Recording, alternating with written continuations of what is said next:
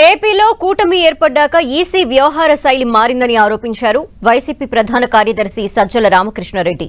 మాచర్లలో మరో 5 ఈవీఎం ధ్వంసమైతే ఆ వీడియోలు ఎందుకు బయటికి రాలేదని ప్రశ్నించారు. ఎన్నికల కమిషన్ కక్షపూరిత ధోరణిలో వెళ్లాల్సిన అవసరం ఏంటని ప్రశ్నించారు సజ్జల. చంద్రబాబు చెప్పినట్లే ఈసీ వ్యవహరిస్తుందని ఆరోపించారు ఆయన. ఎన్నికల కమిషన్ అనేది ఏదైతే అంపైరింగ్ రోల్ చేయాలనో ఇక్కడ ఒక నిష్పక్షపాతంగా అటు ఇటు సైడ్ తీసుకోకుండా చేస్తాదనే మా ఆశ, చేయాలనే మా కోరిక. దురదృష్టవశాత్తు ఈ ఎన్డీఏని కూటమి ఫామ్ అయినప్పటి నుంచి ఆ తర్వాత పైన ఎక్కడైతే సెంటర్లో బీజేపీ ఉన్నదో అంత పొత్తు పెట్టుకున్నప్పుడు నుంచి ఎన్నికల కమిషన్కు బాబు దోమపోట్లాగా బాబు కాటో లేక బాబు వైరస్ ఏదో సోకినట్టుంది, ఇన్ఫెక్షన్ వచ్చిందేమో అని అనిపిస్తుంది.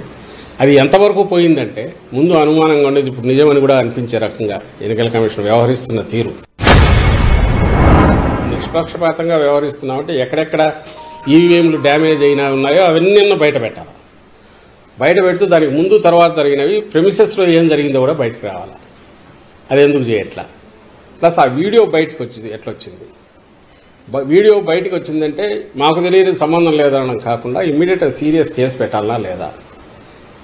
కేవలం ఎన్నికల కమిషన్ ఆధ్వర్యంలో ఉంది కాబట్టి మిమ్మల్ని అడుగుతాం. ప్రభుత్వం ఆధ్వర్యంలో ఉంటే మమ్మల్ని ఎట్లయితే అడిగేవాళ్ళు, ఇప్పుడు ఎన్నికల కమిషన్ ఆధ్వర్యంలో అన్ని వ్యవహారాలు నడుస్తున్నాయి కాబట్టి ఎన్నికల కమిషన్ అడుగుతాం. అడిగాం, సమాధానం లేదు. అదే మాచర్ల కాన్స్టిట్యున్సీలో ఇంకా 5-6 చోట్ల ఈవీఎంలు డ్యామేజ్ అయ్యాయి అన్నారు. మరి అవన్నీ ఎందుకు బయటకు ఫీడ్ రిలీజ్ చేయట్లా?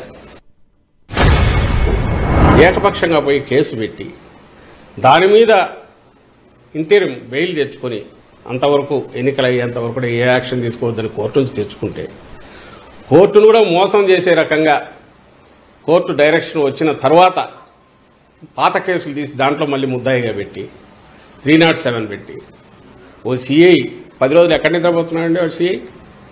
అతనికి అప్పుడే దెబ్బ తగిలింటే అప్పుడే కదా కేసు ఇది కావాలి. 307 ఇప్పుడు ఎట్లా చేసింది?